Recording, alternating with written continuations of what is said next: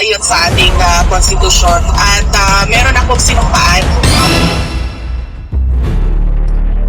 Naku po, ay matindi ho ito. Biglang lumantad si Sara Sayad Lustay Duterte. Mayroon na daw siyang sinumpaan para palitan sa pwesto si Pangulong Bongbong Marcos. Alright, welcome back to my YouTube channel. I'm Andy's Vlog.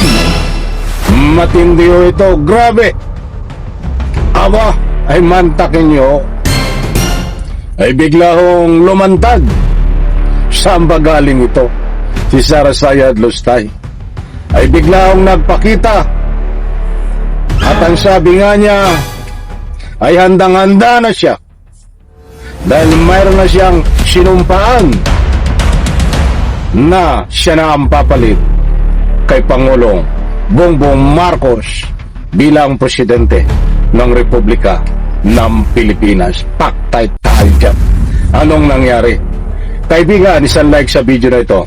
Kung nagustuhan nyo po, please subscribe my YouTube channel. Hindi po ito fake news, mga mahal kong taga-subaybay. Uunahan ko po kayo. Ito ho, at ibabahagi ko po sa inyo. Mainit-init pa. Ha? Kalalabas pa lang ho na mainit na balita. Ay sandali lang ho. Kaliwat kanan po ngayon ang rally. Diyan po sa part at iba't ibang sulok ng Republika ng Pilipinas. At mayroon din po nagaganap na rally diyan po sa malapit sa Malacanang. At ang balita nga ho ay itong si Sara Sayad Lustay Duterte ay handang-handa na at nakahanda na. Nagpapaganda na nga at maganda na suot upang pumalit na dito po sa ating mahal na Pangulo Bongbong Marcos. Aba, talagang matindi ano. Ini-reaction po bago tayo magpatuloy. Kayo po ba ay pabor na palitan ngayon ni Sara Sayad Lustay sa pwesto si President Bongbong Marcos? Ini-reaction po na may kaugnayan dito sa ating tanong o may kaugnayan sa ating tinatalakay. Pwede po kayong magbigay, karapatan nyo magbigay ng anumang public opinion. Kaya ito po, at mismo ang kinumpirma ni Sara Sayad Lustay. Pakinggan po natin si Sara Sayad Lustay habang malapit po diyan sa Malacanang kasi handa na po siyang sumalakay para palitan ang ating mahal na Pangulo na sabi nga niya mayroon na daw po siyang sinumpaan para siya na ang papalit kay Pangulong Bongbong Marcos. Naku, anong nangyari, mga kaibigan? Matindi ho, di ba ito? Ay talagang matindi. Ipapakita ko muna si Sara Sayad Lustay. Nandiyan. Ay, against the light, pasensya na po.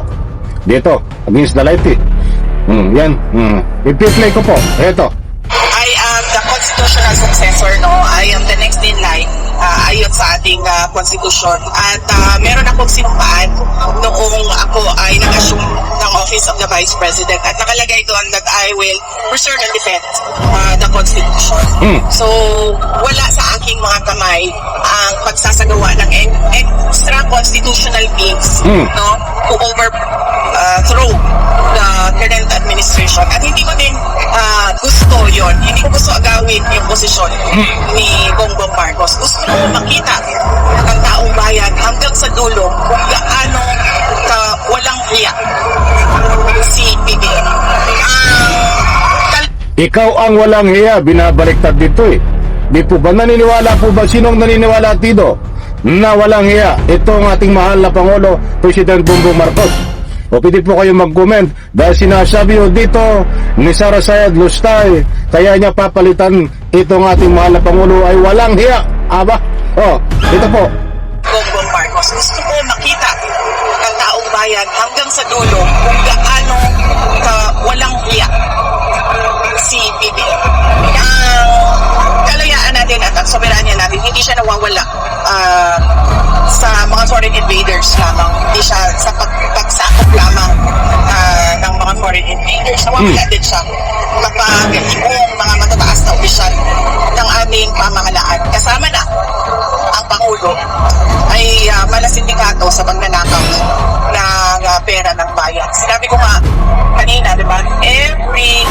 also that is stolen is pagkawala ng dignidad ng bawat Yeah, anong galing mambudol nito, ano? Makakabudol pa rin ito. Ay binabaliktad ang pangyayari.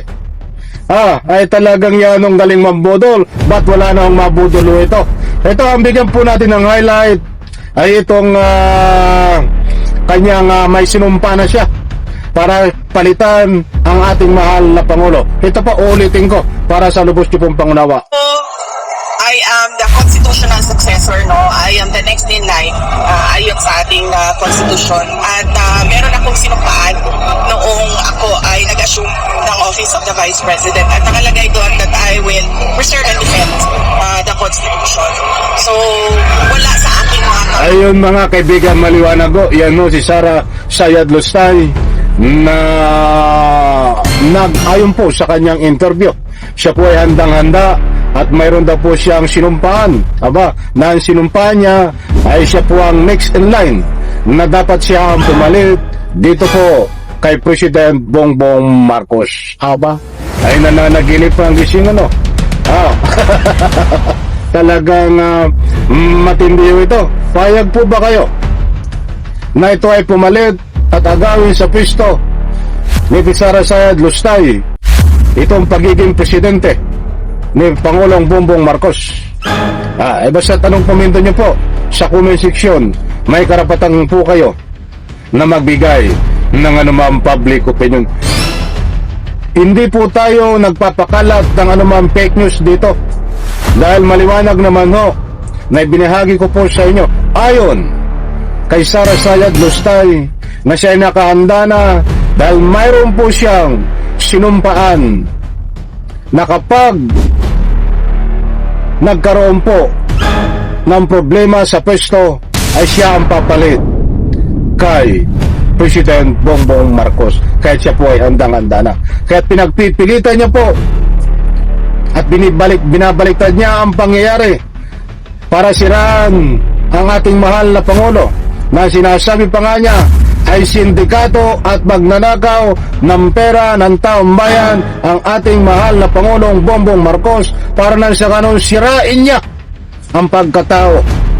Ay hindi naman masira bagkus wala pong naniniwala kay Sara Sayad Lustay. Binabaliktad po ang pangyayari. Isang paraan po at taktika ni Sara Sayad Lustay para humingin simpatiya sa taong bayan para nang sa ganun yung kanyang sinumpaan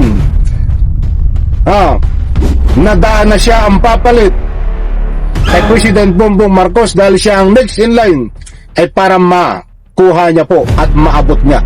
Kaya lang ho na nananaginip ito ng gising nakatulala sa hangin. Mga kaibigan yan sana naunawaan nyo. Alam kong sa pamagitan ng pagbibigay pagbabahagi po sa inyo ay wala pong maniniwala dito kay Sara Sayad Lustay. Ito po ay isang uri ng desperado na. Ito pong si Sara Sayad Lustay. Mga kaibigan, isang like, isang share sa video na ito.